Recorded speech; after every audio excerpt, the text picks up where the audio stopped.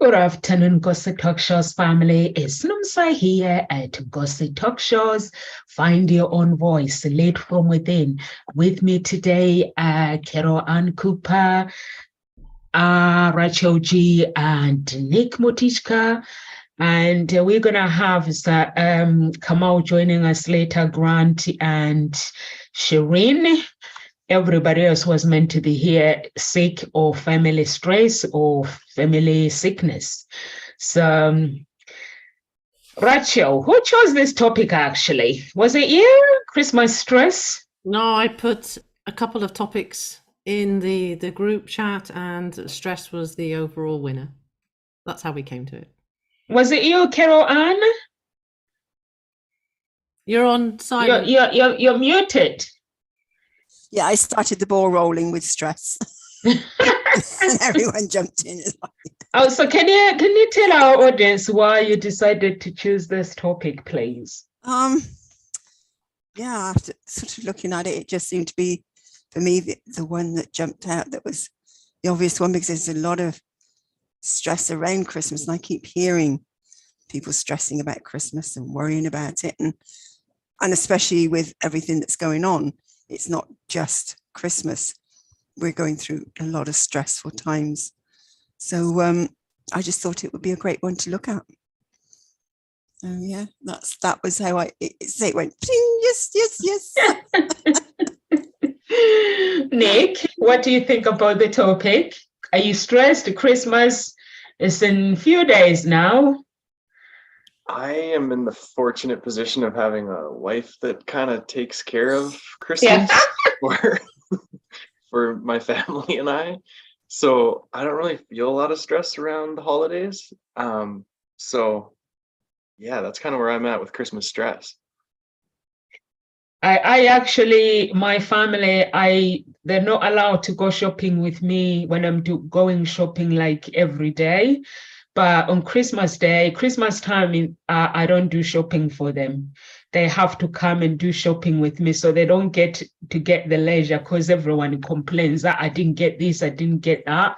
So when it comes to food shopping, present, yes, it gets sorted out, but food shopping, everyone has to play part, so no one complains.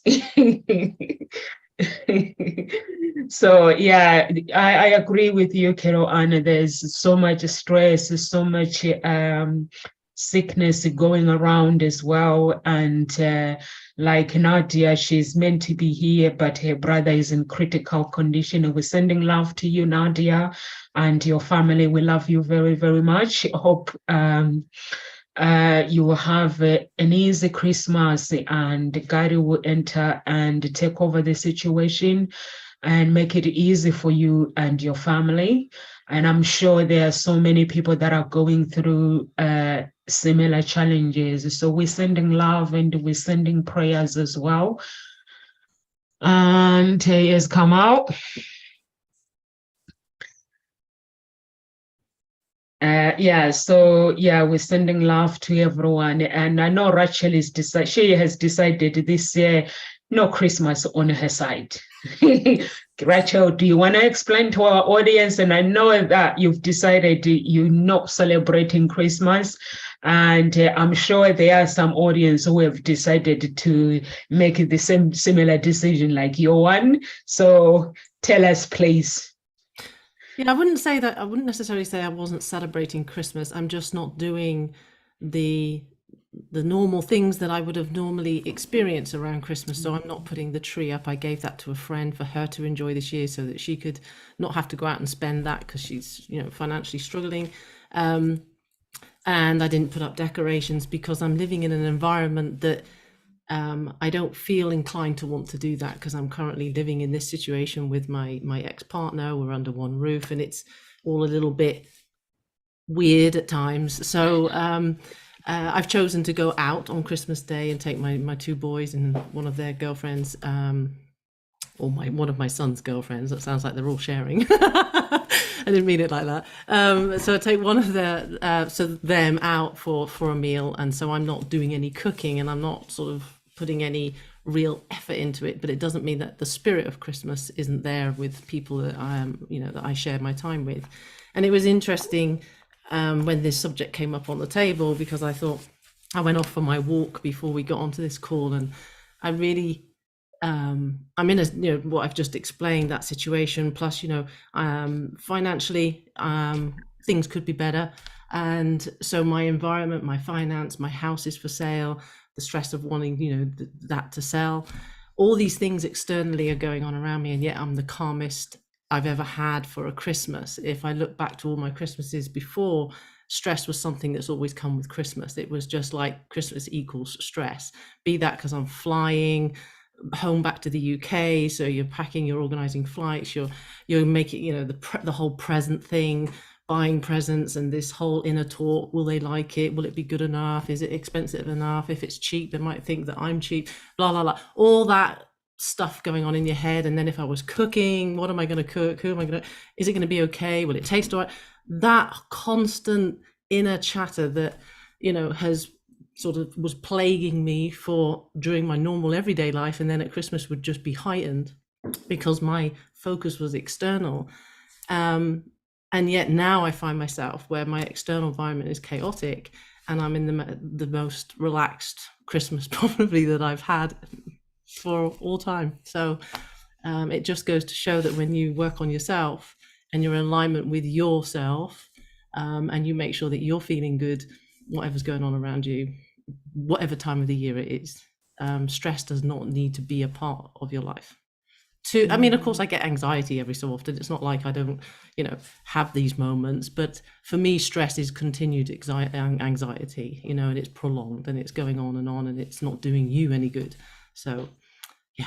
That's what I'm hearing. You're not put that stress isn't there. That, okay, anxious moments come up, but generally there's a calmness. And then if it does, you're able to deal with it appropriately and let it go, which is sounds a really wonderful place to be. And I totally get where you're at. Sort of, when I think back to previous, how I used to be with Christmas with a family, when I was with my husband, it was just, it was another part of the year where we spent, and then after Christmas we were sort of pulling in our belts thinking, oh God, we haven't got any money, and then we were building up to the holiday. So it just seemed like a continual cycle of birthdays, holiday, Christmas, where money just seemed to go.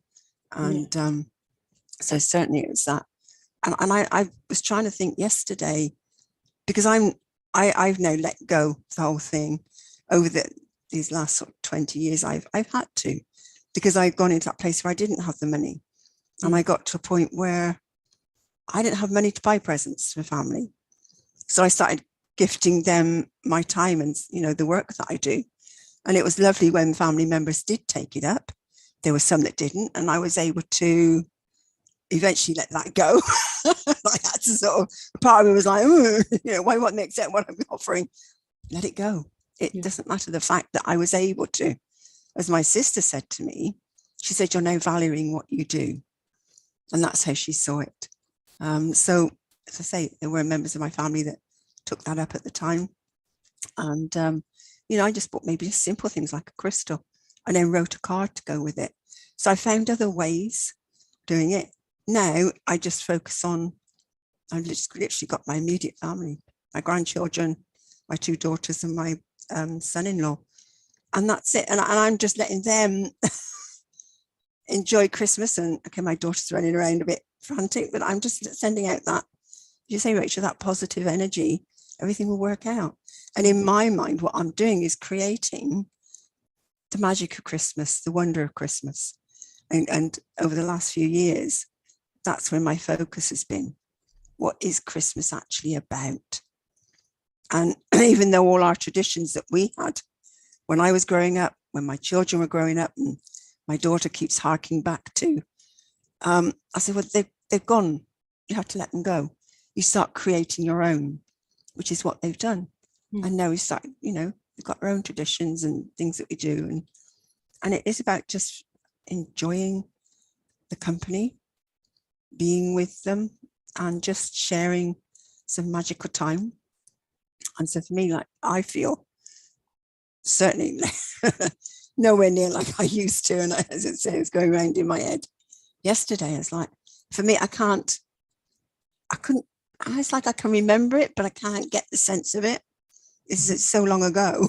But yeah, it was frantic. And I was teaching full time at the time as well. My husband was working shifts and he often used to have to work Christmas. So it was like, well, which family members do we go to and which do we know? Where do we go this year? And it just seemed I was planning. I ain't planning anything anymore. I just let the days come and then go. And we have got a Christmas tree. We enjoy one and the children enjoy it. And we've got to get a fresh one. And there's a magic because they choose it and bring it in. And, then I put the lights on. And over the years, I've come to enjoy that now. That was something I hated doing. And then they just put all the baubles on and, so yeah, there's a magic that's starting to come into it. So I think that's something to focus on, what is causing you stress and how can you let it go? Yeah. Letting go, right? That's the key point behind it. A lot of people, like you said, they're stressing about what gifts are we buying, where are we buying, how much are we spending it, and all of that. I mean, if you're into all of that, the idea of Christmas, the idea of where it comes from is the whole idea of giving and sharing stuff. It's not necessarily money, it's not necessarily gifts. I've got my kids and friends over at my kids, so it's a little bit loud here. And if you look into the history of it, the idea itself is sharing time. Because let's face it, Christ wasn't born during Christmas time. That's very straightforward. Christmas trees do not exist in the Middle East. So all of that, it's coming from the pagan side. But that aside, a lot of people that I know and how I learned from, for instance, my mom, that used to celebrate Christmas with friends and family.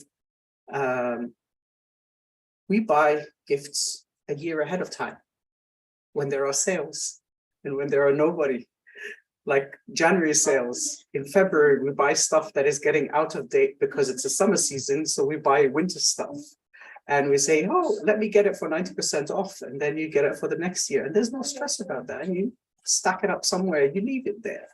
And the same thing applies for birthday gifts now at schools with kids. We have the same stress that is related to Christmas as well, because, oh, there's somebody's birthday. You need to buy a gift. You need to buy a gift. Buy a stack of gifts for the whole class. Have a stack of gifts ready at home. And anybody's birthday, here's a gift, here's a gift, here's a gift. But coming back to that idea of Christmas and the stress that goes around it, the people that you want to see, the people that you don't want to see, the family that you like or dislike. When do you go? What do you do? Rush. Things are closed. You need to pack your fridge and all of that. This comes to say that in general, people think of these high seasons as and give them more importance than any other day of the year, which, if you think of it logically, during the year, I don't know about you, but I buy food, for instance, for every 2 weeks or every month. I buy my food for the whole month, or the dry food at least for the whole month. And then every 2 weeks I get veggies and I get whatever gets ruined. And now people that have, let's say last year or next year, Christmas midweek, then you have bridges of vacation, of days off. And then people tend to rush all of them together at the same time to the shops. All of them, everybody finishes work, they go to the shops and buy stuff. Hello, timing. Why do you time your life based on everybody else? Have Christmas whenever you want to have Christmas. I know it's a tradition to light it and all of that, and fair enough. I share my kids with my ex-wife. Tell her, go and celebrate, have Christmas with the kids and your family because I'm in Norway and her family's here. Have them. It's not important. I'll have them 3 days after. There is no, we decide what will be stressful in our life, and not only Christmas, but in general. And I think that's the main cause of stress during Christmas. because of that consideration of how much of a high season it is. And they give that season more importance than anything else. Prioritizing in your life, I think, is the key to that stress during this period of time. Christmas time, we celebrate Christmas. I'm out of Christmas, guys. Too much stressful.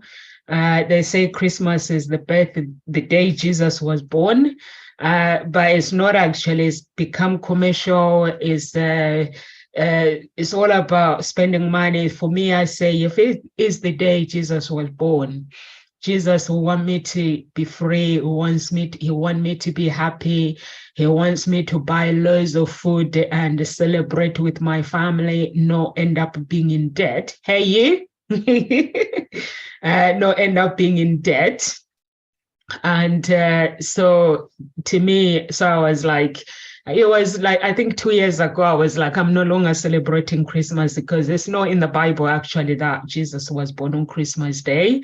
And even some pastors, they say, no, that's not true. That is not true. People using it to actually is demonic. So, but everyone that celebrate Christmas, my children celebrate Christmas.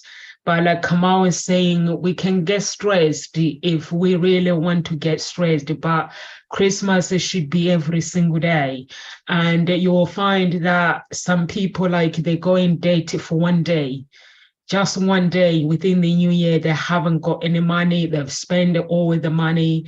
So to me, it's nice when we say we're celebrating Christmas, we go to the shops and buy food and we come and spend time with our loved ones off work and just have fun instead of worrying about, I'm going to buy this present and this one is going to think that I'm cheap, or I'm going to buy this and this one is going to think that I didn't buy them enough present. In my family, we stopped buying Christmas present. We're just buying Christmas for children. Even Martin's family, they're all buying because children don't understand. They need to make their own choices as well when they're older, whether they want to continue celebrating it or not. But it becomes too much. So what advice can you guys give to families out there who are going through facing sickness during this time when everyone else is celebrating?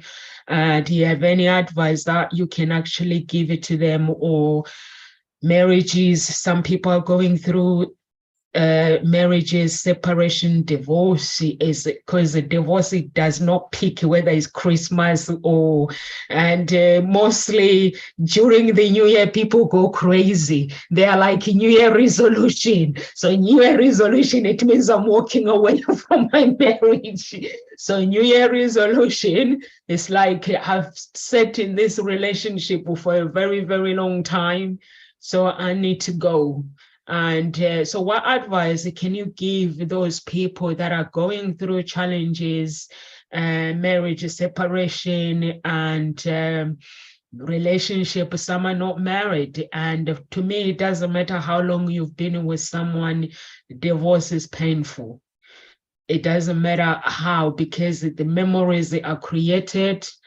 And when memories are created, the places are visited. You create a family in that environment, relationships are forged.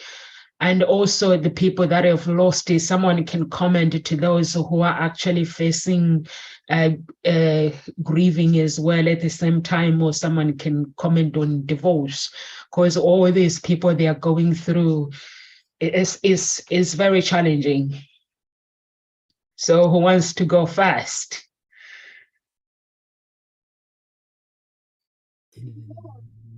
Yeah, it's Nick, do you want to say anything, or are you're good? It's like, okay, I got it. It's cool.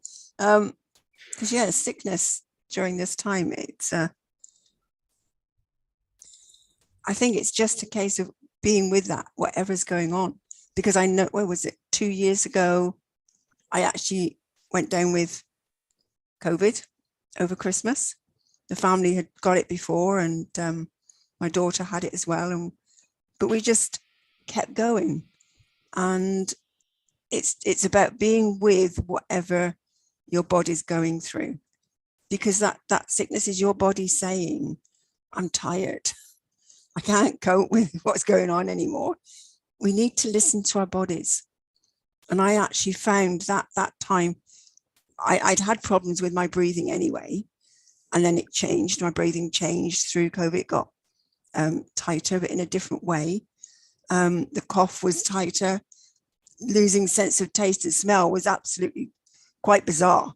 You know, I've been having eucalyptus essential oils on pieces of tissue. One minute I'm smelling them, the next it's like, what? Gone. And even when I was eating the food, just there was no taste at all, and I didn't feel hungry. But when what I did, I just focused on what was happening with my body. I was just with it, riding it, the different experiences that I was having, because that's what I'm trained in, is actually looking at and listening to your body and then giving your body what it wants.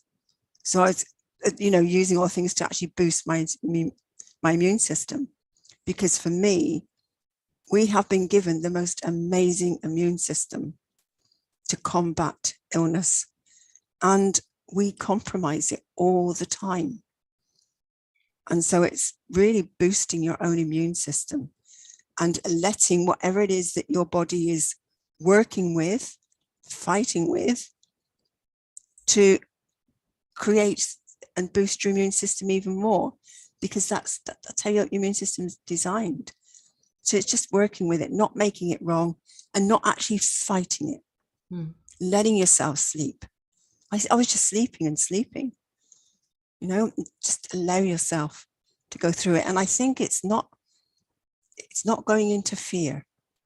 There was no point did I feel fearful, because fear feeds the illness getting even worse. Your body can't cope with that either.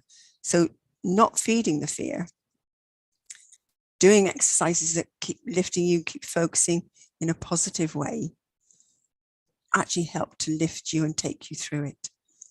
I mean, there was one point where I felt like I was just drifting out of this world.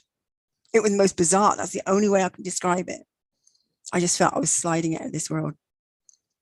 And it was like, I just came back in. It's like, okay, no, not time.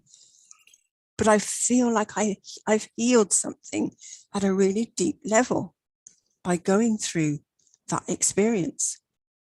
That's the only way I can describe it.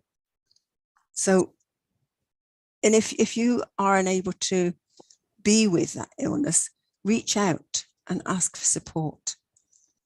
Because I've got friends who I reach out to and can support me in that way, can help meditate or talk me through, lift that energy so that you can then just work through what it is that you're going through. But we're here if you don't have friends or people that you know that can help you in that way. So has anyone else got anything else they'd like to add in here or take it in a different direction? No, it's true. No, you're talking about sitting with that illness or sickness or disease or whatever it is during that period of time. And it's the same thing with divorce or separation during these times.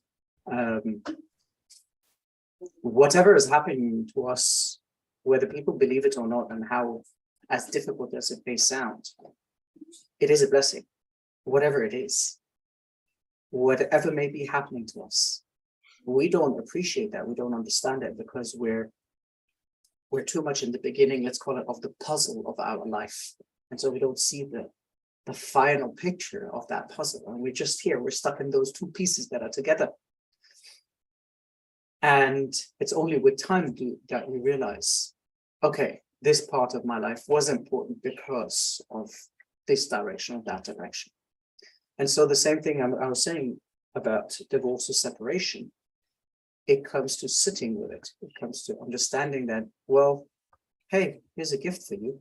You've got time for yourself. You've got time for yourself to enjoy the peace and quiet. And the problem with separation and divorce is that a lot of people don't know how to be alone. They end a relationship, they jump straight away into a new one because they're afraid of being alone, because they're not comfortable with being alone, because they don't know who they are alone. And it's only by learning to be alone for several months and perhaps even a year or a year and a half after separation or divorce, do you really get to understand, okay, this is who I am alone. And now I'm ready to have another partner in my life, but that partner has to adapt to who I am. And these are my roots. These are my boundaries. Family. I haven't seen my parents in about 2.5 years now, coming on to 3 years because of COVID, because they're in France. And my mom now, she's going through chemo. But it's okay.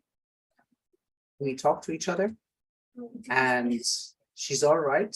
She's enjoying it with my sister over there. My dad is over there on vacation in France. And I have the kids here 3 days and then they go to their mother and then they come over and I have them again. So it's being able to understand that everything happens for a reason. It's okay. You need to learn to, like you said, to sit with that illness, but sit with that separation or divorce, to sit with that. This is my time. I don't know if anybody wants to add to that, but that's what I believe. Well, I mean, for me, you know, it always just comes back to what I've always lived by for the last now, for sure, as the last 2-3 years, is I care about how I feel. That's the most important thing, because I have a relationship with myself. So I don't want to be in the company of somebody who's miserable all the time, or being with me, right? So yes, some things are happening and they can upset me and I can get sad, and I allow that sadness in, and I sit with it and I allow it to tell me and, you know, speak to me. But at the same time, once I've given it space to do its thing, then it's like, right, okay, now I need to get back to feeling good again. So you know, what is going to bring me joy? What do I feel like doing right now? So it's just tuning into what do I need to do for me to make me feel happier, to make me feel, you know, more elevated. Now that I've given the space to the time that I needed just to grieve something that I felt that was triggered for me on a moment, you know, it's like not resisting that, just allowing it in. And I think that just, it's so simple. It might be difficult in the beginning to try to get yourself out of you know, what you're sitting in, because now you're identified with it, but it's giving yourself deliberate thought. It's when you realize what you're thinking and you know that it's not making you feel very good, then think a thought that you know is going to help you feel better. And bit by bit, it doesn't have to be from one extreme to the other, but finding your joy, finding something that can put a smile on your face, even if that's jump on social media and look at those funny things with animals. If that brings a smile to your face, you're changing your vibration, and now you can go and start looking for other things to attract more of that vibration in. So that's how I do it. Nick, you got something? Yeah. So when Caroline was talking there about physical sickness, I just couldn't help but think about everything she said was great. Just sitting with it and not letting that fear creep in and let that overtake us. And I had a couple thoughts. So number one, it's interesting what's happened to us over the past few years with being separated, number one, and not having that connection, and how detrimental that is to us as humans, because we are definitely social animals. And then also was the piece of when we do get a sickness, specifically a viral sickness, whatever the source of that is, it's an upgrade to our system. It's like a software upgrade. So if you think about it, yeah, your immune system is at a baseline. You get a new sickness, your body, amazing. This machine we have is just amazing. It figures out a way to fight that sickness and then prevent it in the future. So it's actually, if you think about it as an upgrade, it actually, for me anyways, it helps me kind of put it in perspective and realize that, yeah, going through that is not for nothing, like you're gaining something through that process. And I certainly didn't come up with this idea. This is from Dr. Zach Bush here in North America, where I first heard that idea. But that really resonated with me, is to just shift that perspective and think of it as an upgrade. And then as far as, you guys are talking about going through, rough times, divorces, job loss, whatever the things are going on in people's lives, is to, and Kamel, you nailed it, is to try and have that higher, perspective, have that 30,000 foot view of it, because in the moment, in those, when you're right in it, it's really is hard to see how this is happening for you. But with the benefit of a month, 6 months, a year, it's amazing what we're stressed about right now is, if you think about it, in 6 months from now, in a year from now, will I still be stressed about this? And therefore, is it worth stressing about? And the answer is probably no. Certainly not. Easier said than done, right? To say, just to zoom out a little bit. But for me, looking back on the past year of my life, there's been a lot of major changes. So I'll give you a little bit of a background story for those that haven't heard it. But so I was a police officer for my entire adult life. And I ended up with PTSD as part of my career in law enforcement. And a year ago to the day, basically, I was at probably my worst with PTSD. I was going through a program. They were trying to force me back to work, basically, is what was happening. So I had a breakthrough in September of 2020.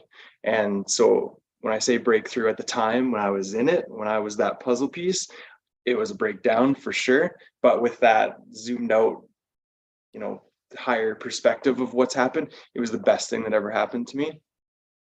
So a year ago, I was at kind of my worst. I wasn't getting the help I needed from traditional therapies.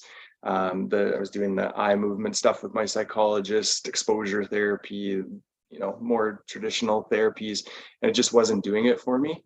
And I wasn't showing up as the father that I knew I am, as the husband I know I am, as the friend, all of the things. I just wasn't myself. And I had a knowing that I needed something different than traditional therapies. And for me, it was psychedelics that ended up helping me. So it was exactly a year ago that I decided that that's what I needed. And so in early 2022, so not even a year ago, I had found a psychologist who is also a shaman, and we did a healing journey where I successfully processed all of the traumas that I'd collected during my career in law enforcement. So historically, anytime I'd be reminded of one of those situations that I'd been involved in, it would be like, it'd be a smell, a place, a feeling, whatever it was that would bring me back there. And I would be like, nope, not today. And I would just push it down and move on with my life, which that served me for, my adult life, up until a certain point when that process of pushing it down just wasn't cutting it anymore. And that's when I had my breakthrough, which again was the best thing that ever happened to me. So what the psychedelics allowed me to do, and for me specifically, it was psilocybin. So it was mushrooms. And that was something that really spoke to me because of the natural aspect of it being just nature, like no pharmaceutical, but BS. It's just nature. And so what that allowed me to do just shifted my consciousness to a point where, without resistance, without even thinking about it, I was able to go to those traumas, revisit that scene, and see it from another perspective. Was two big takeaways for me. Number one was the perspective that, for me, the traumas that I had that I never processed were actually me witnessing someone else's trauma. So that was kind of a big revelation for me. And then the second part was just this radical Jesus level compassion for the people involved in those situations. So again, the traumas that I held on to the majority of them were actually suicide related. And so just having compassion for that person, that what their story must have looked like to get them to that point. And then and I also had the same level of compassion for myself, knowing that I was doing this job, law enforcement, for the, to try and help people. And so I just had those three things. So it wasn't actually my trauma. I was just a witness, the compassion for the people involved, and then compassion for myself. And in that process, just process these unresolved traumas and emotions that were inside of me.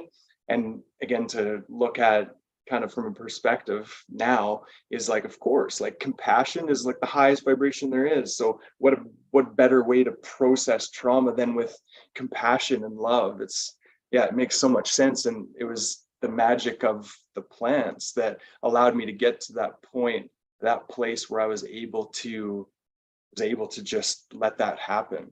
And so I would just go through my traumas chronologically, just again, without resistance, without any sort of thinking, and just go through that process with all of them. And it has changed my life. I'm still like, those memories remain, of course, they'll always be a memory, but they hold no emotional charge over me anymore. So I can be reminded with a smell, with a location, with whatever it is.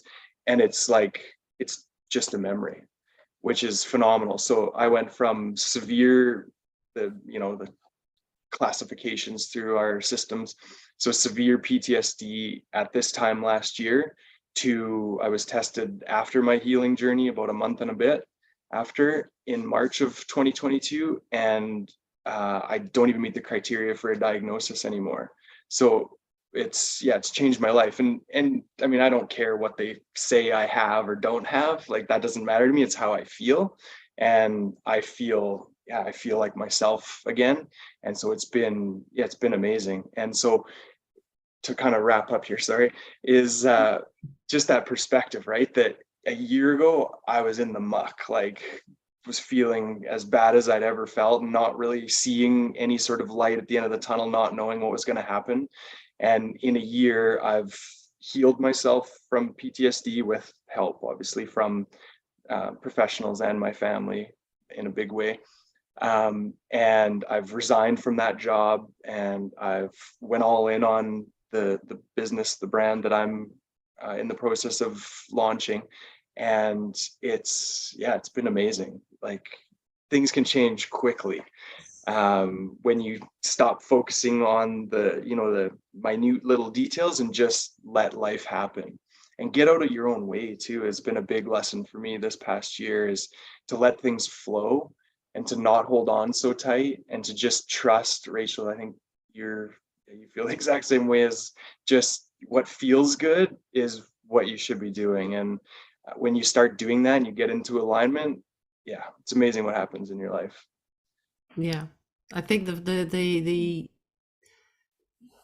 message is like, when you're focused on yourself, you're inward focused, that's already the first step, because it's the being externally focused where you get attached to things, and it's that attachment that then becomes this sort of your main focus, which you want to then control. And that's where the resistance comes in, and that's where the stress starts to build, because you can't control other beings, the way they think, the way they feel, the way they're going to act. You can try, but you might not get it to you're not going to get people to do what you want.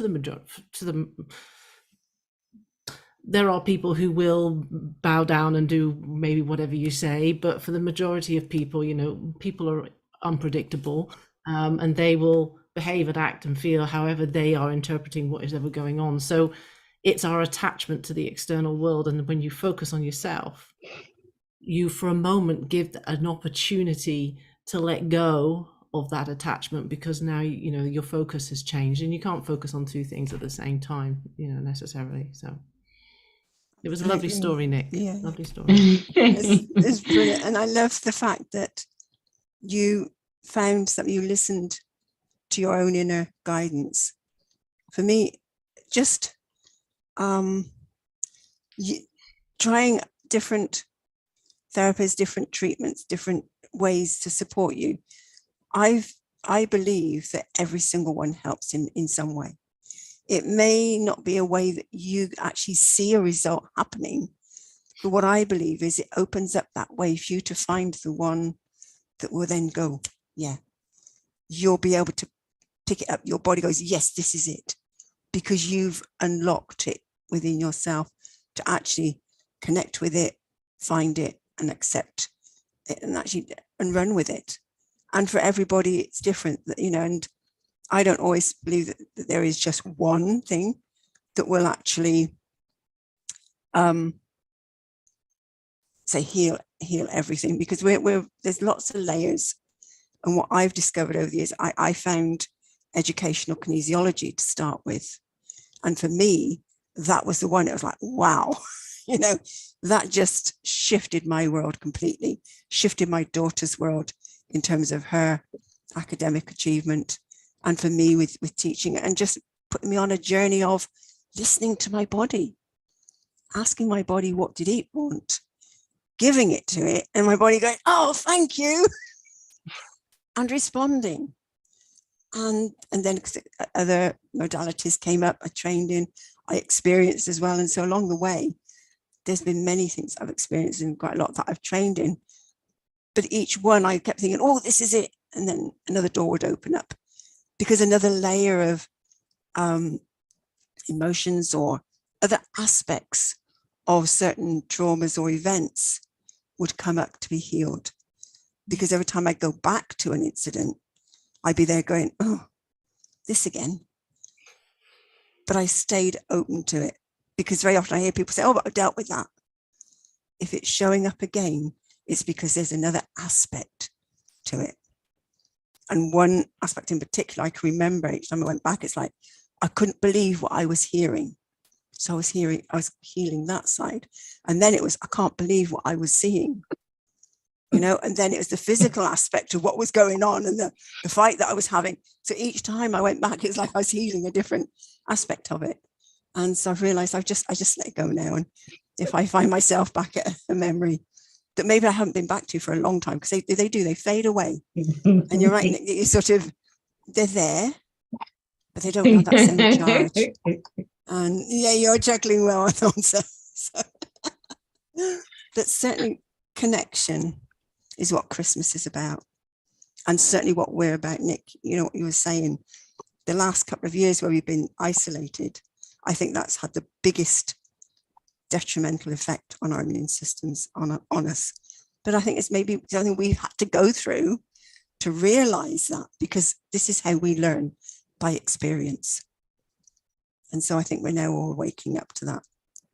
So what were you laughing at, Nonsa? What did you want to? You're muted. Can see him reading his lips. He's telling the kids off. Yeah, because I've got a chocolate monster here. She doesn't stop eating. If you tell her you can eat sweets, she can eat the whole lot of sweets and chocolate and biscuits, and she doesn't leave any for her brother. So I want to tell her off. Come to my house. They got given a present. Martin's mom dropped a present, and everyone is like, "Can I open it?" I saw we decorated. She bought different chocolates and just left it like open with a clear plastic, wrapped it up, always looking good. And I'm like, I think it's meant for Christmas. And they're like, "Can we open it?" I'm like, just get on with it then. I don't mind at all the kids eating all the sweets and chocolates during because their it vacations. is easier to go to talk shows, so he cannot be telling me. It's so funny. Sharing. It's about sharing. It's so funny. I was just laughing when I could read your lips and tell her. I was like, I hope she's not telling her off for keep going up and down. Just leave the kids alone. It shows that people sometimes make excuses and say, I can't do live, I've got kids, but you can actually, because we're normal. Circumstances are different. As long as you're empowering people. Hi, Shireen. Hello. Hi, everyone. Yeah, good to have you. Hop on now. Yeah. So, yeah. Welcome, and I'm so really pleased to be here and say Happy Christmas to everyone. So I'm looking forward to this. Yeah, Yeah, I was we're just happy to laughing have too. you. We're happy to have you. Nick was just telling us the story and about his life, and I actually agree with you, Nick. You know, sometimes everything in life is the energy. We can create the energy that we want. We can request what kind of energy that we want, and you are the proof of it. And there's so many people like Rachel. She's the proof of it. She just comes on and just empower our community each and every day. She never really complains.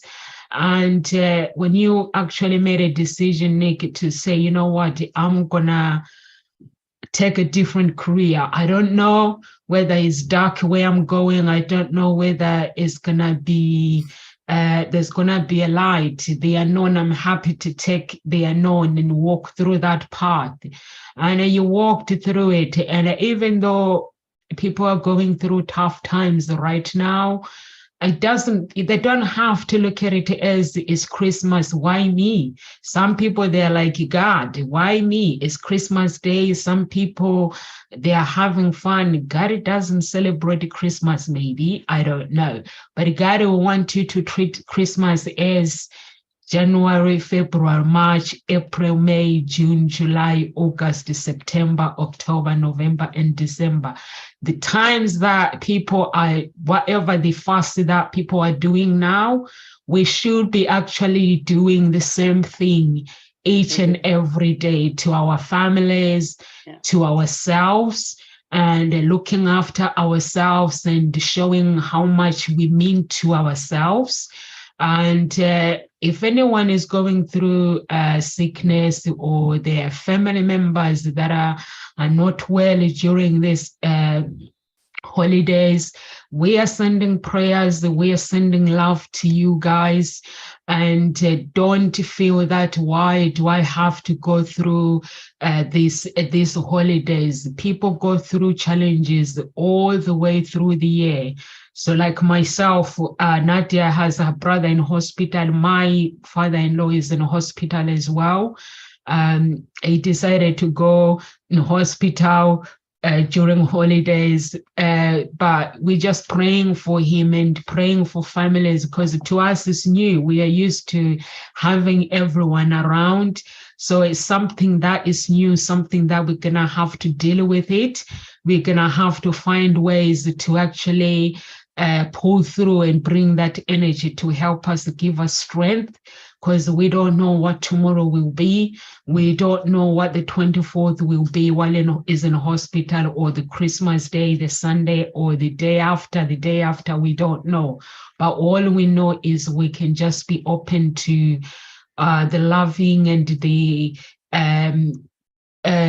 gratefulness, and just being grateful for this breathing that we have. And each day when we ring the hospital or go and see him, that he is okay and he is with us. So I think that's all we can do. And for those who are having problems at work and who are torn, there are some people who are making decisions right now saying, it's Christmas, do I have to go through this company maybe next year again? Or do I have to go through this marriage again? Or do I have to go through first my spouse that I can't stand? There are some people who are living with the people that they can't stand. And believe me or not, and some people are making excuses for their spouse who are abusive. They are who they are because their childhood, because of this. You don't have to make excuses for anyone. All you can do is look after your number one. The number one is you. If the health is no good, that means everything is no good. So if you are faced with the decisions, you can get in touch with the Ngozi Talk Show's coaches.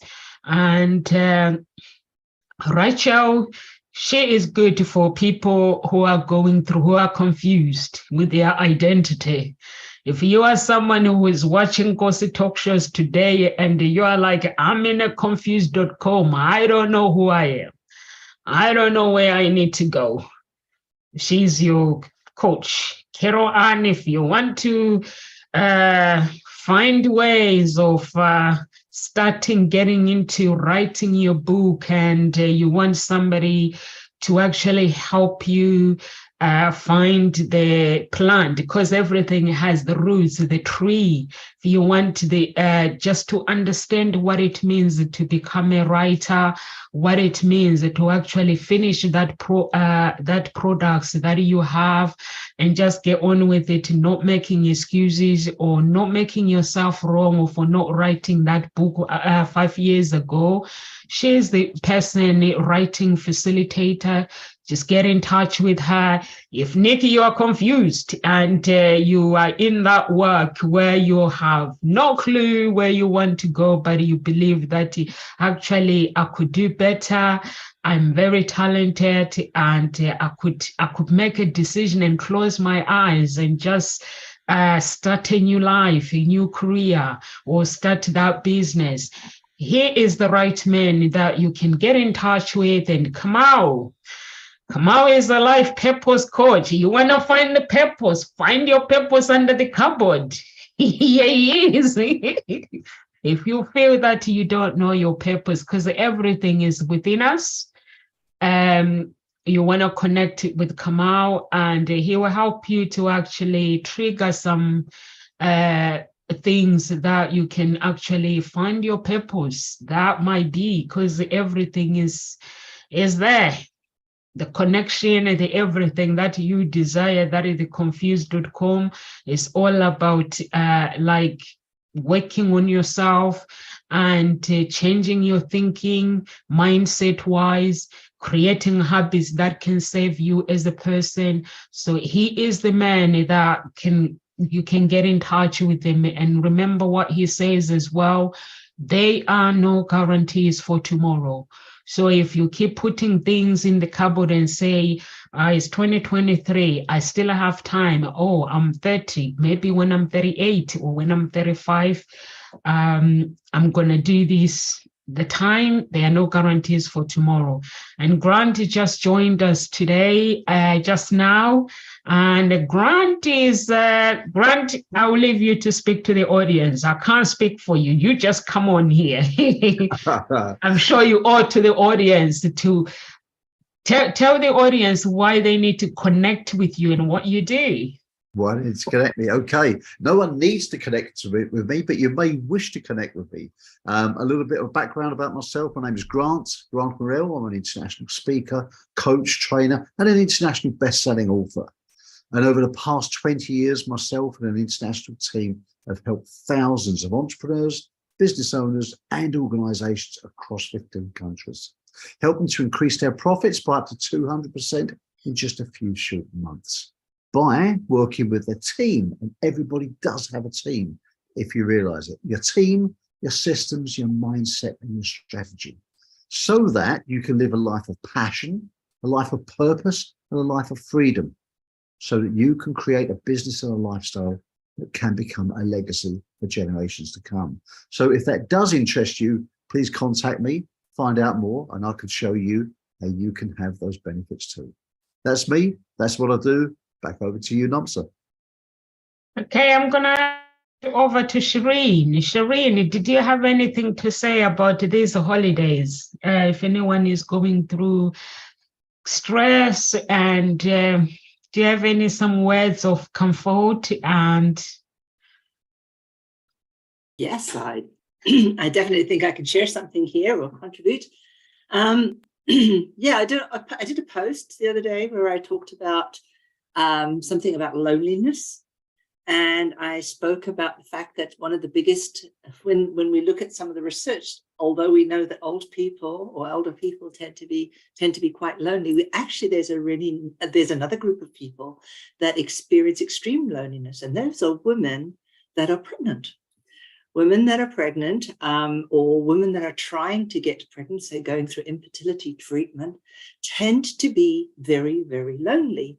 And although they may talk a little bit about their pregnancy, if they are pregnant, they don't really talk about their fears, their worries, their concerns, or the things that really bother them.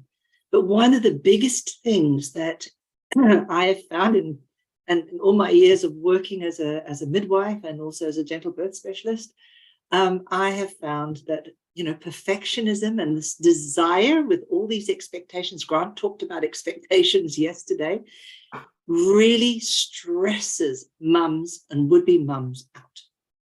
So one of the real key things, which is so important, is to recognize that you are number one.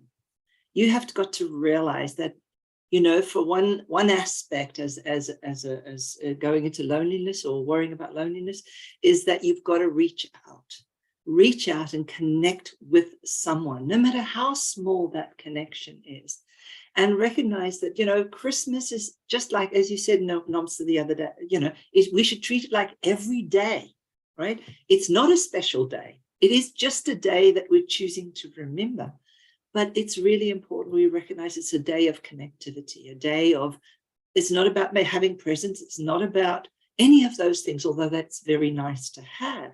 But it is about the presence that you give yourself, the gift that you give yourself, and the gift that you give to others as yourself, so that when you are present with yourself and you listen to yourself and you take care of yourself and you do the things that allow you to be who you can be, then automatically that energy around you spreads to everybody else. And that then helps you a lot more. And the idea of loneliness, particularly, is one is connecting, but also to realize that when we try to have these expectations and we worry about them not being met, that is what makes us withdraw. So try and just spend a little time thinking about what is really important. What is really important in this Christmas time? And does it matter whether you haven't spent £100 quid or, present on somebody? Maybe it's just they really want you to see them, really want you to just chat to them, really want you to just open. So don't have those expectations. Just really spend a little time giving to yourself and being present with yourself. And I think that will go a long way with helping you at this time of Christmas.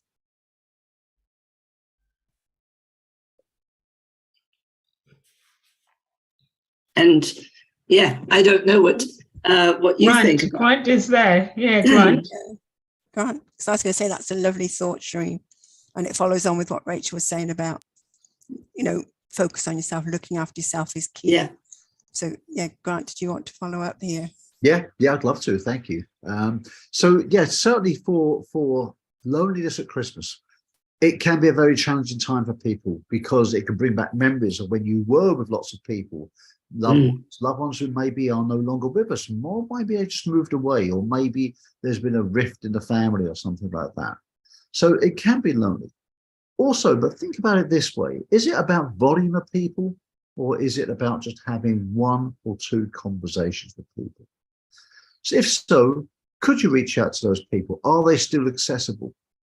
Otherwise, think of great things that you did in the past. You can think of those things.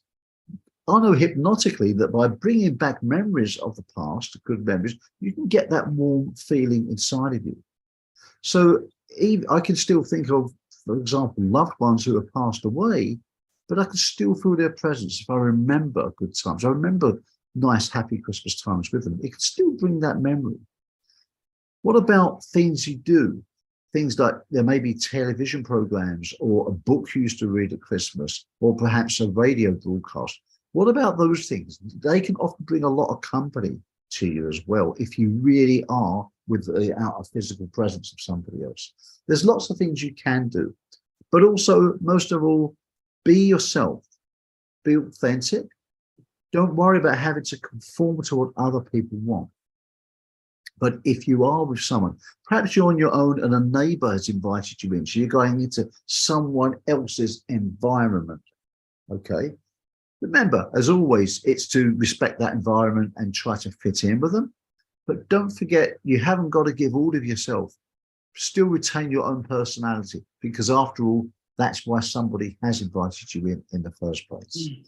So don't put yourself under too much pressure. Relax. It's a time for great memories.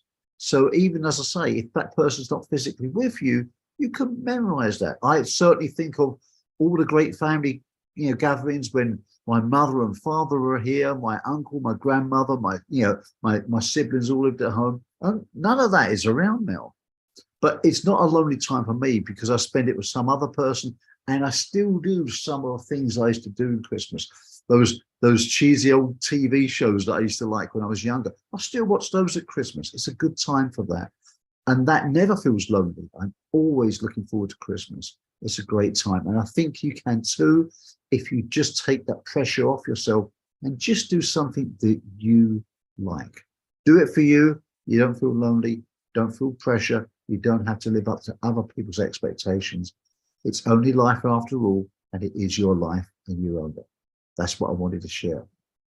Who would like to jump in? Yeah, there's about loneliness, because sometimes you can be with a whole crowd of people and feel lonely.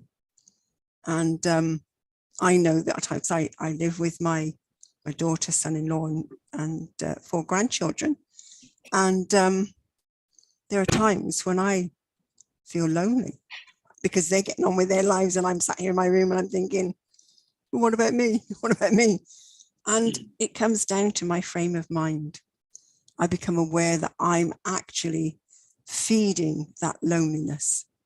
I'm perpetuating it. It's that inner child who is feeling sorry for herself.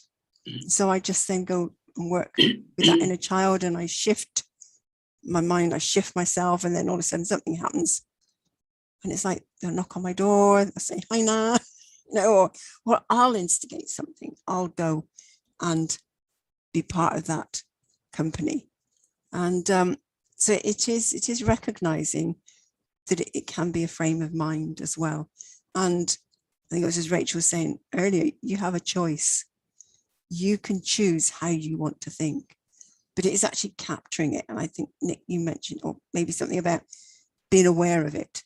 It's actually becoming aware, becoming present, and being able to capture your thoughts, what's going on, so you can then do something about it. And is a quote, Valentine Davies says, Christmas isn't just a day, it's a frame of mind. And I think a lot of this just comes down to it's a frame of mind, and being able to choose your mindset. You have a choice, and it's up to you how you want to be in that state, or be in that moment. How long do you want to be in it? If you want to be lonely, what's the root cause of that feeling lonely? What is it? And there are times when I'll wallow in it for quite a while. And I know I'm doing it. And it's like, what's going on, Caroline? What is going on? And then I'll pull out, something will shift, I'll do something, and then it shifts. And I'll say, someone knocks on the door, I get involved with the family again, or a friend rings me. Because at one time I used to think, oh, I've got no friends. Now I know that other voice cuts in and says, that's not true anymore, don't you? And I start thinking of all the friends that I have got that I am not reaching out to and saying, look, I need some support here. And I always used to get on at my mum, because she used to say, oh, nobody rings me. And I go, Mum, do you ever ring anybody else? Do you ring them? Oh, well, they're all busy. But do you ring them to say, have you got a moment? If not now, when? And she never did. So I capture myself doing that at times as well, because that's become a learnt behavior from my mum. And I think it's recognizing what is learnt behaviors that you've picked up and you're running. You've mentioned a few really great points there, Caroline. You really have. Loneliness within the crowd. Yeah, that's what I feel like, loneliness within a crowd, where people just drift off and their mind is, oh my God, look how great it is for everybody else. I don't belong. And they go introspective for themselves. And you learn behavior. And absolutely, how much of our behavior are we repeating from what we learned? Which is fine if it's good behavior, but of course we always have to analyze our behavior, don't we? And just think, hang on, why am I doing that? And repeating patterns, repeat the pattern. Christmas is another pattern, and we talk a lot about scripts, running a script. People run a Christmas script. Oh my God, I've got to go to the in-laws, do this, got to do that. Because it's what we've always done. Right? It's running that script. If there's scripts you enjoy, that's great. If not, can you still fit that kind of family obligation, but still, again, while not giving all of your soul into it? You know, actually being yourself, retaining some Christmas, because it's your Christmas as well as everybody else's as well. And I think one of the greatest ways to do that is to go first. And what I mean by that is be a leader. And remember that Christmas can be a slightly challenging time, because a lot of people who are adults, they've got their own lives and to do their own things, and then suddenly it all thrown together in a room, and gotta be happy, you know. And that can be a challenge for some families. For some, it's absolute bliss. For some people, like, oh my God, it's Christmas, yeah, this kind of thing. And it can be a stressful time for them. So how can you do that while being more tolerant of other people? And one of the things which I share a lot with my clients is the fact that when you see people acting a little bit unusual, a bit challenging, they can press your buttons at Christmas, right? All this stuff can come up. Remember, they are a product of something that's been happening in their life. You mentioned, Carol Ann, learned behavior. I just wonder how many of those people who are pressing your buttons, if they're repeating that learned behavior. They're on automatic pilot. They don't realize they're not consciously trying to upset you. They're just running a process, or perhaps they're running from fear. Like fear runs. I was coaching a client earlier today and saying that fear is present in everything. Ego is masked fear. How are they feeling? Awkward, like, oh my God, it's that family get together, and they're running a script. They're trying to show some bravado. They're feeling inferior, and they're trying to boast about their accomplishments because really they feel inferior. And that's coming across as awkward, you know, big-headed, trying to put you down. But in fact, that may not be what's going on with them. They may feel inferior around you. Could we perhaps be more encompassing? Check our own behavior. Are we coming across as boastful because we're a bit fearful? If so, could we just drop our shoulders, relax, be a bit more smiling and accommodating? Because I have a theory that if we do this with others, they just might do it with us, and it could result in having a better Christmas. Just occurred to me, I just thought I'd share. What do you think, guys? Have any of you tried that, experienced it? Good idea, bad idea? What do you think? Well, I love that idea, I can honestly say. But one of the things that really, I've had Christmases where I've really hated being there. And I actually remember one Christmas I turned around and I thought, I can choose to be happy here, Yeah. or I can choose not to be. Yeah. And I actually thought about it, and I thought, well, I've got to be here because this is the family I love and these are the people I want to be with right now. So I think I'm going to be happy. And it really is a moment of just really reflecting, as you said over there, Grant, which is being aware of where we're on automatic pilot. Where are we in how we relate to others? I mean, one of the things that I talk about a lot was my story when I talked about a situation with my mum. Basically, I had a very domineering, what I thought was a narcissistic mum.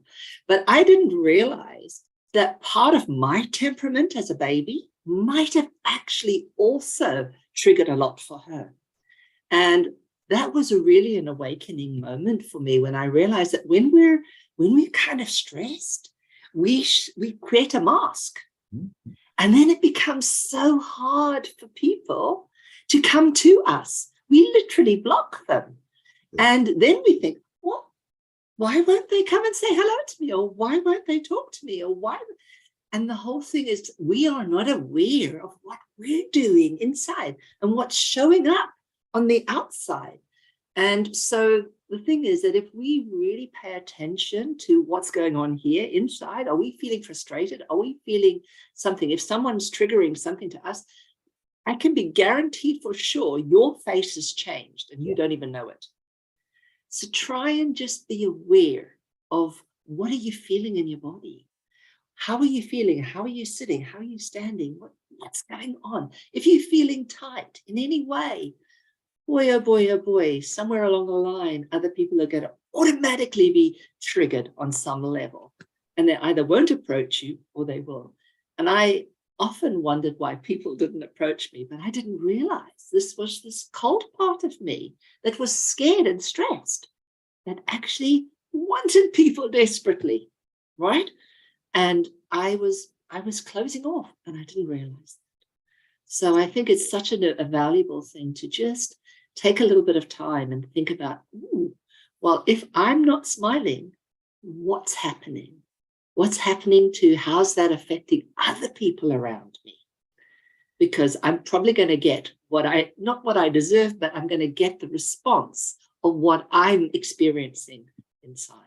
So you may as well experience something that's more happy, because that way you're going to be much more attracting to people around you and much more easier for others to be around you. They can relax.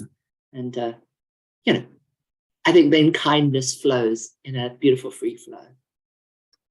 That's lovely. I think what you said there, Shireen, you said the key word, which is awareness, being aware of what's going on. And that is so important to be aware, because you can, check yourself, as I say, become aware, check yourself, see what's going on. And sometimes if you're just feeling a bit off some days, what is it? Why am I feeling a bit off today? Has something upset me? Has someone said something, or I read something? Something triggered a memory of something negative in the past? What is it? What is that thing? Just check yourself and see how you're going. When I run workshops, I quite often say to people, about energy. I talk a lot about energy. I say, is it okay if you check in with your own energy throughout the workshop? Because, energy goes up and goes down. Just check it. In fact, would it be okay if I just ask you guys just to say, hey, where's your energy level right now? Just to ask them. So it's good advice for us, when we're around people, when we're doing something, when we're in a Christmas situation.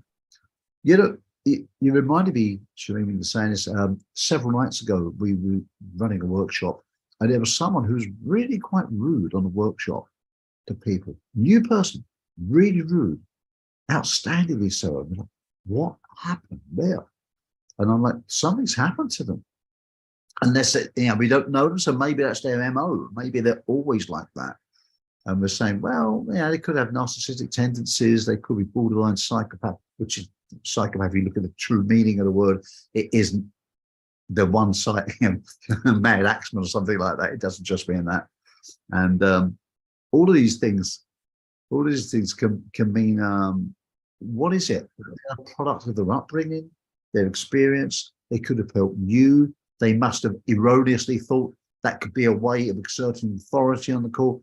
It was a whole range of things, because if someone was dealing with a rational mind, there's no way they could have thought that behavior was acceptable. No way at all. And there was nothing wrong that was said to trigger that for them, nothing rational at all. So we discussed it at length, and we said, I wonder, then again, it pies the question, why did that person come to the workshop in the first place? They went there for a reason. They're going there they know they have something they probably want fixing. And they didn't articulate it very well, but they was probably doing the best they could with what they had. So I think it's always good to remember that when people are pressing your buttons, is what's the position they're coming from? What's been happening? Because people wear a mask. People, how many times have you known people to jump on a webinar or something, and they're putting on a brave face, and afterwards they say, oh my God, that was so difficult for me today. I'm going through X, Y, and Z. You didn't know that at the beginning. You just see the veneer of people. You see the mask that people wear. And quite often they could be having a tough time underneath. So I have an expression sometimes, and it's, are they wayward or are they wounded? Do they need help? And it's sometimes that can be a better way. Or somebody said to me recently, they said that their wife always tells them that they rather, we're talking about someone who always complains and criticizes people. And we're saying it's such a shame, because this person has such great skills that they let themselves down by doing this. And this person said to me, he said, my wife always says to me, you catch more people with honey. And I said, your wife's a very wise lady.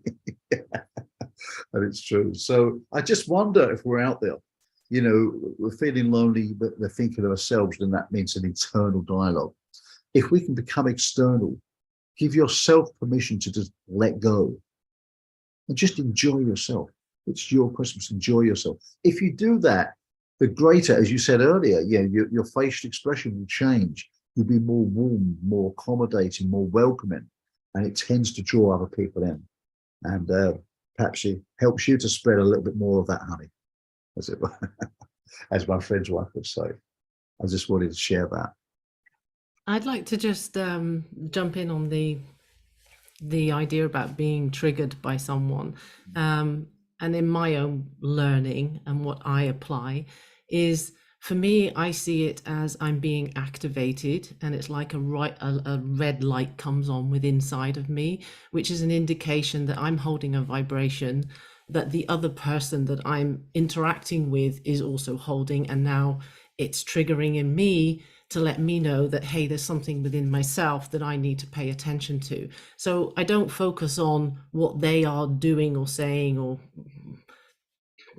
I just don't focus on them.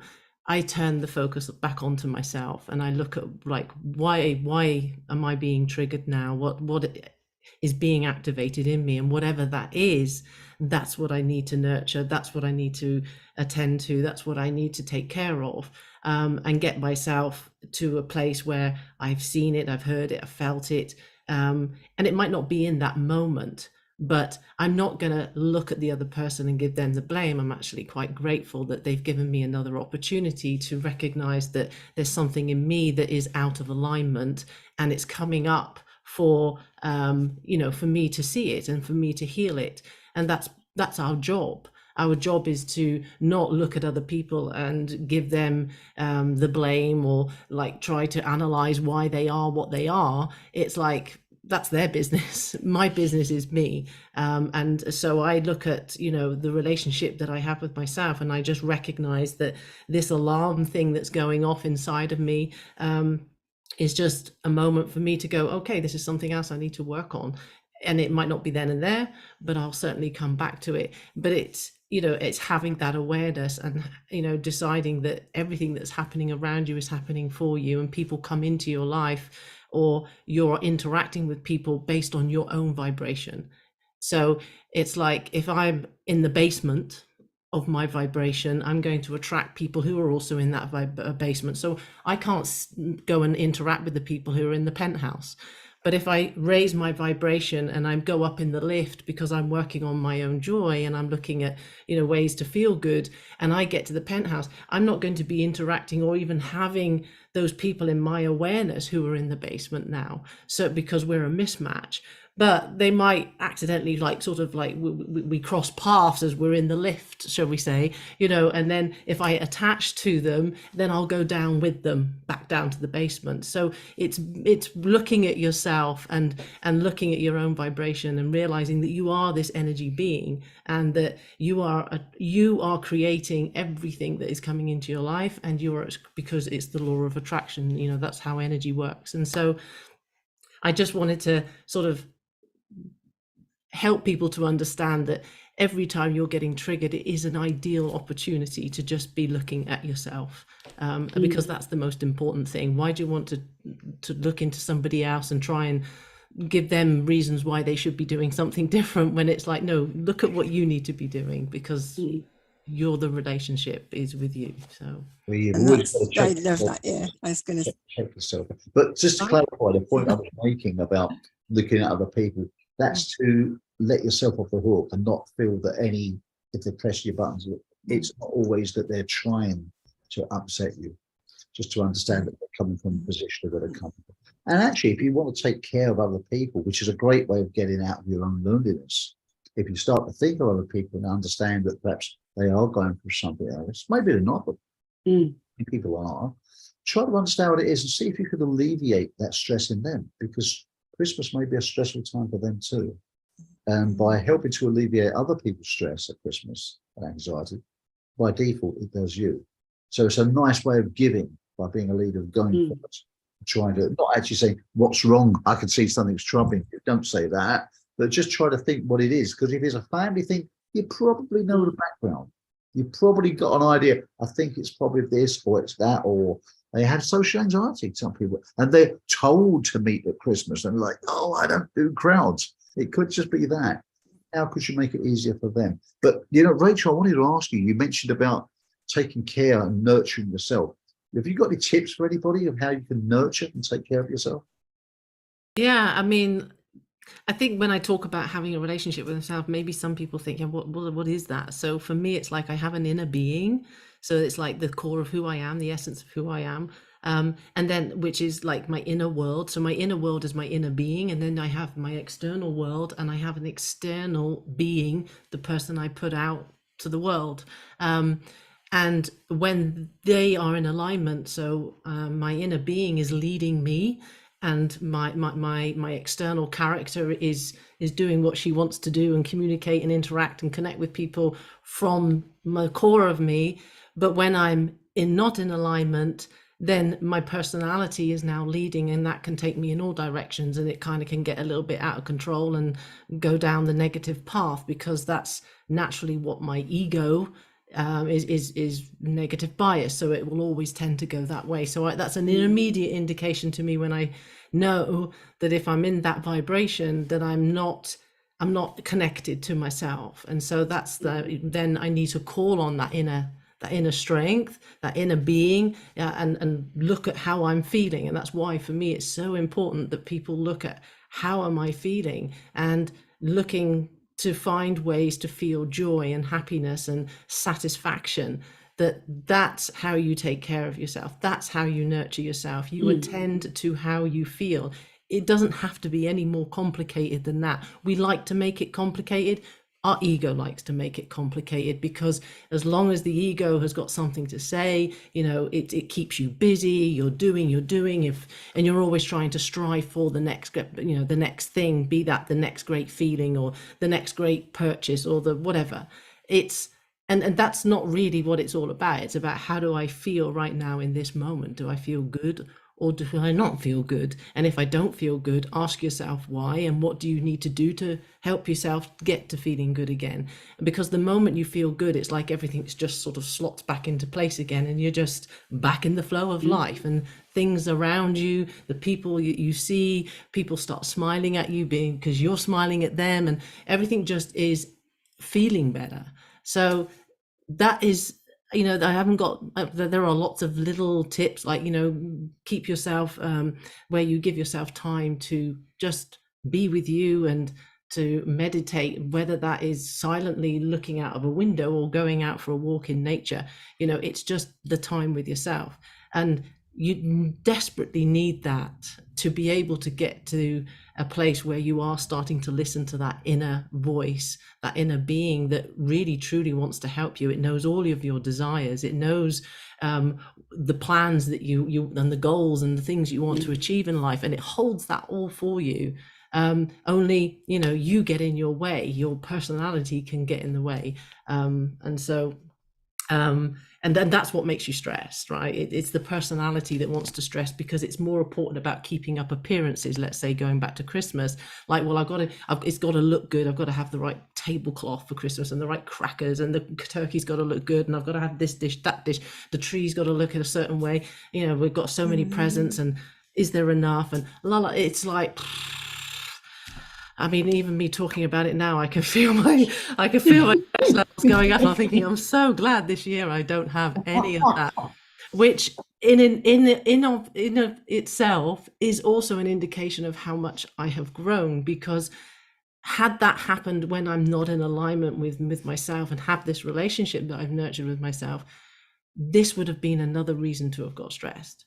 Because I'm not giving the Christmas that I would have done normally. My children aren't having the Christmas that they're used to. There aren't the presents around the tree. We're not having this, we're not having that. And that would have got me in a real state that I'm not a good mom. I'm not doing it right.